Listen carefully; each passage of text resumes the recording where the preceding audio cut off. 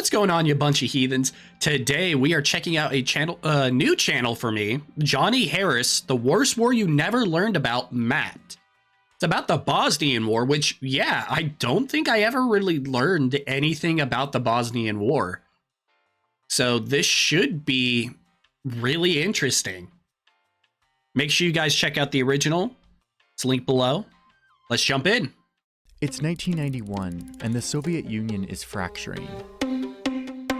Okay, so this is right after the collapse. Another communist party is failing. Yugoslavia, a federation of 6 countries, is ripping itself apart. Their economy is in ruin, and they're replacing communism with nationalism, the kind that thrives on focusing on ethnic and religious differences. By the end of 1991, Croatia, Slovenia, and So they're swapping from one bad thing to another. Macedonia have all declared independence. Macedonia is allowed to leave peacefully, but Slovenia and Croatia fight wars to be independent from Yugoslavia. And then you have Serbia, populated primarily by... Well, I'm pretty sure Croatia... I don't know about Slovenia. I don't know anything about that. I'm pretty sure...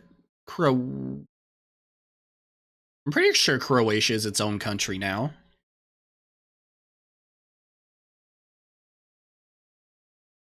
Croatia. Yes, it is one. Slovenia? Yes, is also one. Okay, so they both actually won their independence. Christian Okay. Serbs, and they were not going to let Yugoslavia fully fall apart. Together with Montenegro, they attempt to become the successor state to Yugoslavia. After all, it was they who held the most power in Yugoslavia, and who comprised the majority of the Yugoslav army. They didn't want independent states. They wanted to hold on to their majority. Of course they did. Another country in this crumbling federation was the Socialist Republic of Bosnia and Herzegovina. Almost half of this country were Bosnian Muslims, called Bosniaks, and about a third were Christian Serbs, similar to the Christian Serbs living up here, but... Okay. I will say I have heard a little bit about it. I'm sure, and honestly, for all I know, more could come back to me. But just saying, I don't really... I'm pretty sure I don't know a whole lot about it. I just wanted to put that out there. But living in Bosnia, the other 17% were Croats. For a long time, these groups had lived side by side in relative peace. They had a common ideology, communism, the idea of Yugoslavia. But as all these But now it's no longer around. Created, no one wanted to end up in a new nation controlled by the other side. So it's late 1991, of course they want, and a largely Croat region. Yeah, because of course it used to be we're all under the boot of communism. But now, we don't want to be under the boot of any of the other people. Declares itself an independent state from Bosnia. It wasn't recognized internationally. While some Croat leaders want to secede from the country entirely, they first agree to cooperate with the government of Bosnia and Herzegovina, acting like a state within a state. The next year, Bosnia holds an independence vote. 63% of the population turns out, and the results are that 99% of the voters say yes, they want to be independent. Oh, damn. So 99% of 63%. Damn. So over a majority of the country wants to be free. From Yugoslavia. Okay. These numbers imply that it was mostly Bosniaks that voted, with the Bosnian Serbs boycotting the vote, as most were against becoming a minority in a new Bosnia. So after the independence vote passed, the Bosnian Serbs declared their own state within the borders of Bosnia. It was called Republika Srpska. No one recognized this new self-declared country besides one, and it was the one that mattered. Serbia and Montenegro now had this leader, an important... That's not gonna turn out good. ...the story. His name was Slobodan Milosevic. He recognizes the new Serb state within Bosnia, and this marks the start of the Bosnian War.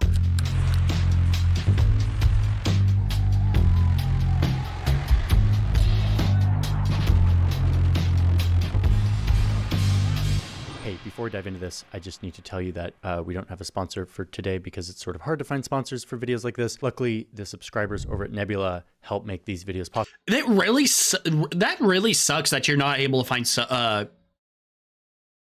advertisers for these videos. Like, that really does fucking suck. It's history. You're teaching pretty much. But advertisers don't want to do that. That really does suck. We publish our videos there every week, a week early. So our next week's video about Antarctica, one of my favorite videos we've ever made ever, it's freaking beautiful, is up now on Nebula. You can go watch it. It's $2.50 a month, and it helps support us making videos like this. I'll give more detail on that at the end of the video. For now, let's dive into this. Now, before we go on, we have to look back up here at Serbia, this leader, Milosevic. This guy was a hyper-nationalist. He made his career stirring up ethnic tensions between Serbs, Croats, and Bosniaks. So he's seen all of this as a good thing. Oh, so like the, what is it? Funny mustache man, the mustache man.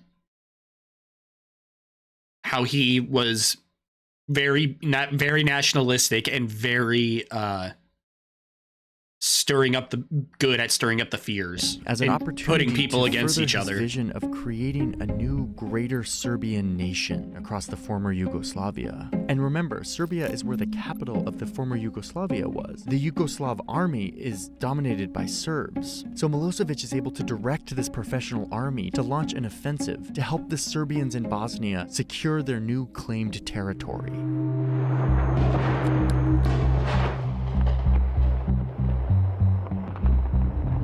To fight back, the Bosniaks and Croats form an alliance to protect their own chances of independence. But Serbs have this large professional army on their side. It's much more powerful, and it quickly surrounds the Bosnian capital city, positioning tanks, artillery, and snipers on the hills around the city, blocking roads and supply routes. Their goal is to take the capital as fast— Wait, hold up. Sorry, I looked away for a second. No, the map just already looked like this. So, why? I'm so confused on why countries do this. Like, I get it. It's usually because it is a very specific, like, historical point in the country or whatever. I never understood why countries put their capitals in such, like, risky positions. Like, here, the tensions, if you got invaded, you would lose your capital really quickly. It's kind of like how Moscow is fairly close to the border as well, and how DC is on the coast, like, or near the coast at least. Like, shit like that, I've never really understood. To help the Serbians in Bosnia secure their new claimed territory. So, God, the production value on this is amazing, by the way. To fight back, the Bosniaks and Croats form an alliance to protect their own chances of independence. But Serbs have this large professional army on their side. It's much more powerful, and it quickly surrounds the Bosnian capital city, positioning tanks, artillery, and snipers on the hills around the city, blocking roads and supply routes. Their goal is to take the capital as fast as possible, and to end this war quickly. They start firing indiscriminately, attacking civilian populations with tanks, artillery, and sniper fire, killing thousands in a siege that would last for years. And while this city was majority Bosniak, Croats and Serbs lived there too, but the Serbs pummeled it anyway. The UN quickly attempts to negotiate. Serbs don't give a fuck about them. They really fucking don't. Why would they care? Y'all are in that country. Like, they don't care. It's super fucking sad to see, though. Negotiate with Milosevic and Serb forces, and they reach a quick agreement to withdraw the Yugoslav army. But what really happens is the Yugoslav army just gives up control of around 100,000 Serb troops, who mostly continue fighting for the Serbs in Bosnia. It's just like, the fucking Fat Electrician video we just watched, where it's like, yeah, we'll give up. You know, we'll stop. But then turns out we're not actually. Our troops that we had just suddenly left service with us, and they're happy to fight with them now. Like, that's the vibe I'm getting from it. Yugoslav forces withdraw from Sarajevo as part of this agreement. The retreating forces are attacked by Bosniak troops. An unknown number of Yugoslav army personnel are killed. Bosniak commanders would later be charged with war crimes for this attack. As the war rages on, Serbs escalate the brutality all over the country, routinely identifying Bosniak homes, ransacking and burning them down. rounding up civilians, separating the men from the women, and sending the men to concentration camps or executing them. Women are sent to prisons where they suffer abuses and human rights violations that I'm not going to describe here for how atrocious they are. Thank you. Go to the sources for details. Thank you, because I know it's bad, but I do not need, just tell me human rights violations, super bad shit. I don't need the fucking for real details. At least in a video like this. If I want to learn more, I will look into it. But I'm very hesitant in looking and hearing the details of what goes on after watching a video on Unit 7. What is it? Unit 731 from Japan. I watched Wendigoon's video where he goes into a lot more detail on shit that they did. And I really didn't need that. The point here is that what the Serbs are doing is starting to look like an ethnic cleansing of the land they claimed. Meanwhile, the international community is hesitant to get too involved beyond cutting off the Yugoslav economy with sanctions, and the UN sends food, medicine, and peacekeeping soldiers. They also cut off the flow of weapons from the outside. But the UN mostly sticks to its peacekeeping principles, not interfering in the conflict, not stopping the advance of the Serbs or the ongoing ethnic cleansing that has begun. Yeah. UN be useful, challenge impossible. Like, the whole point of it, I believe, was they didn't want us to kick off another world war. But at this point, you're being fucking useless. You're being less than useless. But the situation in Bosnia is getting worse. The alliance between Bosniaks and Croats at least that's what I get from apart. They start fighting each other. So now Bosniak forces are fighting the Serbs on one side and their former allies, the Croats, on the other. A war within a war. As this new complicated stage of the conflict starts, Croat forces surround and begin an attack in the city of Mostar, a city that the two had once defended together back in 1992 against the Serbs. Croat forces capture large portions of the city. They blow up Bosniak mosques and murder Bosniak civilians in their wake. God damn. Bad, and in response to these worsening conditions in Bosnia, the UN gets NATO forces to come to Bosnia to enforce a no-fly zone, basically committing them to shoot down any planes flying over the country. Fuck's sake. The thing that sucks with Europe, especially whenever there's a war and shit like this, or just war in general, whenever they just decide to just blow up fucking blow up shit like that. Because all I think is, holy fuck, all that historical significance of those buildings, gone. Like, I don't remember which video it was, but it was talking about, God, who was it? Was it ISIS who blew up, really, really old, monuments or something like that? Like ancient monuments and shit. Like, it is just, it's really sad to see. But this does nothing to stop the ethnic cleansing that continues to escalate on the ground. So the next year, the UN establishes safe zones across the country to protect civilians fleeing the war, particularly Bosniaks, who are fleeing ethnic cleansing by the Serb armies. But the UN is only as powerful as its member nations are willing to let them be. And it turns out member nations are not willing to commit enough troops to actually fortify these safe zones. Serb forces regularly show up and attack the civilians in these safe zones. The United States, who's still trying to stay out of this war, helps negotiate peace between the Croats and the Bosniaks, thus ending the war within the war. They sign an agreement in March 1994, re-establishing the Federal sitting Republic by as of people Bosnia and get killed. Herzegovina. And most importantly, they renew their alliance to fight against the Serbs. Things slowly start to change in I don't understand, like, yeah, that's good, I guess, but holy shit, how do you trust them? How do you trust each other at that point where it's like, dude, we fought together, you fucking decided to go against me now. You did unspeakable shit. We did unspeakable shit to each other. How the fuck can we trust each other now? 1994. Bosnian Serbs decline a peace deal offered by the UN. In response, Milosevic, who's now feeling the consequences of being cut off from the global economy, now cuts ties with the Bosnian Serbs, refusing to send them more weapons and money. He wants to remain in power, controlling his new Yugoslavia, and hopes that cutting ties with the Bosnian Serbs who are doing all these terrible things will convince the West to begin trading with him again. So Milosevic's support is now gone, at least I don't think. But even still, the Bosnian Serbs continue their campaign of horror, committing atrocities all over the country. But it's not just the Serbs. Bosniaks and Croats have also devolved into committing terrible, violent human rights abuses against civilians. As the war rages on, NATO continues to enforce their no-fly zone, shooting down a Serb jet and getting more and more pulled into this conflict as Serb forces get bolder. Former President Jimmy Carter travels to Bosnia and negotiates a 4-month ceasefire. It mostly holds, with a few exceptions, but the ceasefire expires. They can't agree on a new one, and the fighting starts again. Serb forces are able to steal heavy weapons from the UN and then use them to kill civilians. UN, stop being so fucking useless. Holy shit.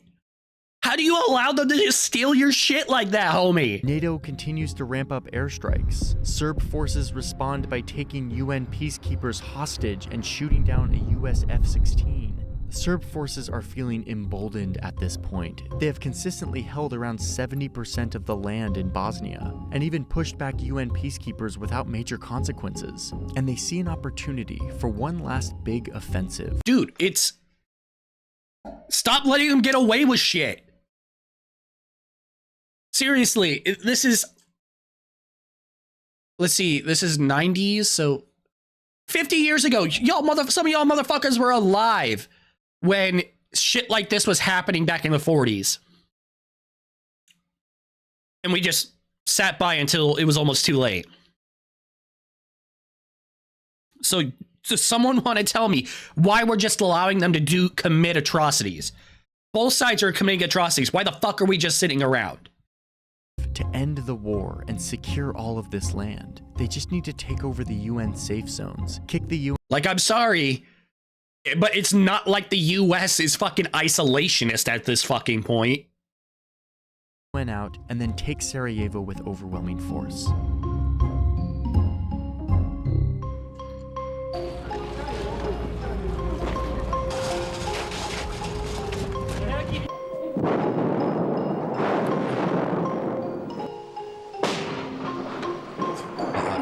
So they target the town of Srebrenica, a UN safe zone where nearly 10,000 Bosniaks are seeking refuge. The UN had taken away their weapons. They were totally unarmed, but protected by UN forces. On July 11, 1995...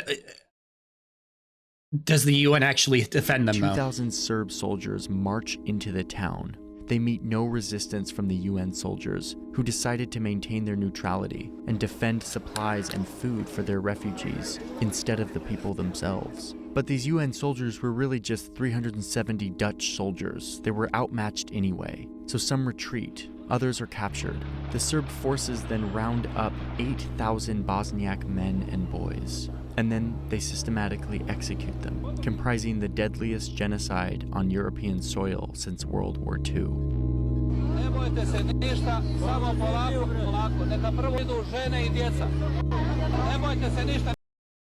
Ratko Mladic, the butcher of Bosnia, a Serb general who was imprisoned for life by the ICC for his war crimes. So nice to know that the blueberries just... Hey, we have 307... It was like, what, 375? Dutch soldiers to protect a shitload of fucking refugees after we take their guns so they can't defend themselves if it does happen.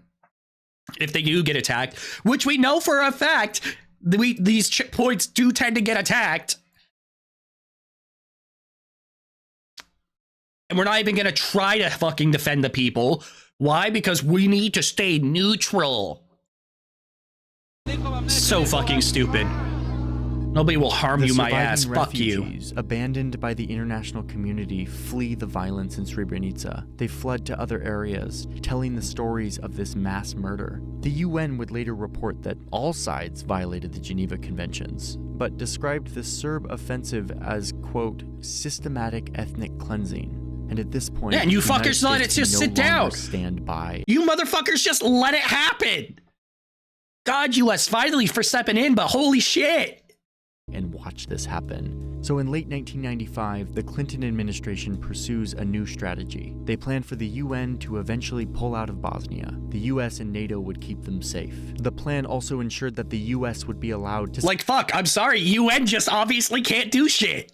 Get the fuck out of here, I'll take over for you. Send weapons to the Bosnian government. The US then proposed a peace plan, one that divided Bosnia into two entities, one for Serbs and one for Bosniaks. These regions would have some autonomy, and Bosniaks would control 51% of the country. Both sides considered the US's plan, but the fighting continued. But now with the international community squarely on their side, the Croats conduct a successful offensive in 1995 that takes back significant land from the Serbs, and the Bosniaks gain momentum in the war. The balance of power is shifting, which forces the Serbs back to the negotiating table to cut their losses. After many rounds of negotiation, and with the Serb forces seeing the tide of the war turn against them, the Dayton Accords are signed in December 1995 by the presidents of Croatia, Bosnia, and Serbia. On behalf of all of us who would come to see this Fucking peace took take way too hold, long for this shit to finally you have happen. seen what war has wrought.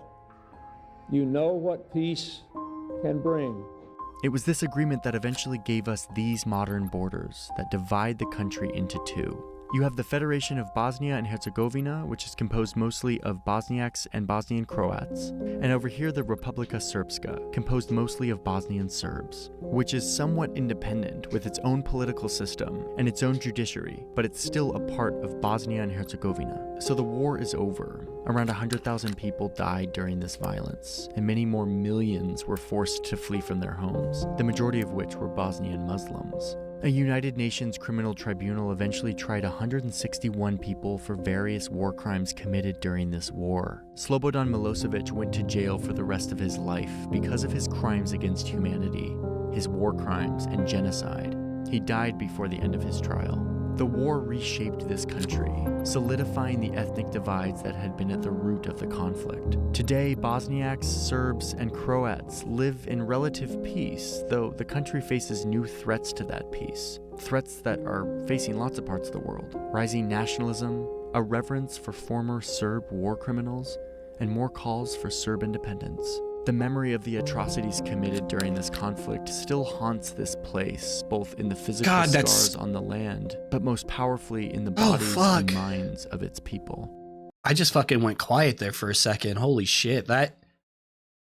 The photo of the fucking tower of the buildings on fire was fucking haunting. This is a complicated story, and there are lots of feelings about it. People watching this probably disagree with the way that I frame certain things, but we did our best to be fair and I don't think so. And to give the best overview we could. As I said it earlier, seems as factual as it can be. For videos like this is difficult, and I really value those who subscribe to Nebula. Nebula is a place where I put all of my videos. I'm leaving this in, by the way. Dude deserves it. So next week's video is up now. It's $2.50 a month. When you subscribe, it directly goes to help us make more videos like this. And you don't just get access to all of my videos a week early, you also get access to a huge repository of amazing content, all of it ad-free, knowing that you are supporting these creators. Nebula is the platform that I watch. It's like all of my favorite YouTubers, but then they go into Nebula and they make stuff that is only on Nebula. Like Real Life Lore has this really awesome series called Modern Conflicts. Super deep dive into how war works in our day and age. Rendover Productions has some originals that you can't see anywhere else. It's only on Nebula. Polymatter has this series on China that's an original, and these are really premium, high quality series that you can only see on Nebula. It's incredibly affordable. They look really high quality. $2.50 a month when you do the yearly thing, slightly more if you do the monthly thing. And again, a portion of that subscription goes directly to us creators to allow us to continue to do this. I gotta tell you about next week's video. It's about mapping Antarctica, and it truly is one of the most ambitious videos I have ever made in my entire career. We tried all this new mapping techniques with this like paper globe that is then geo-referenced with like Captain Cook's like journeys throughout the South. Like, It truly is an amazing piece of work that we have been working on for a long time, and it's live right now. You can go watch it. That's right now on cool. Nebula. So more than ever, clicking the link in my description that goes to Nebula and signing up really helps to support this channel. I appreciate you all watching. I hope you enjoyed this. That's a video. cool concept, mapping out Antarctica. Back in the old days when I was at Vox, and I sort of moved away from it, and I want to get back to it. Oh, Vox? So leave me a note. So that's where you used to work, guys, I'm assuming? A format that you like. What I do like I this. should take on. What complex issues would benefit from being mapped in this way. So that's it. Lots going on around here. We're making lots of really, really interesting stories right now that you will be seeing in coming weeks. Or you'll awesome, be dude. seeing Honestly, a week early if you honestly, I really enjoyed this. subscribe to Nebula. Okay, bye everyone. Bye. Thank you for making the video. This was really good. This is really, really good. Well, that was Johnnya Harrisi. The worst war you never learned about map, the Bosnian War. That was heavy. It was really fucking heavy. I remember here, the only main thing I remember about Bosnia, I didn't know a whole lot about it. The main thing I remember was UN and NATO forces enforcing a no-fly zone. I do remember that. And ethnic cleansing. Those were the two things I really remember about hearing about this. Like, really good. I'm gonna have to check out more of his shit. Make sure you guys watch the original, like, comment, subscribe, and until next time, take care of yourselves. See ya.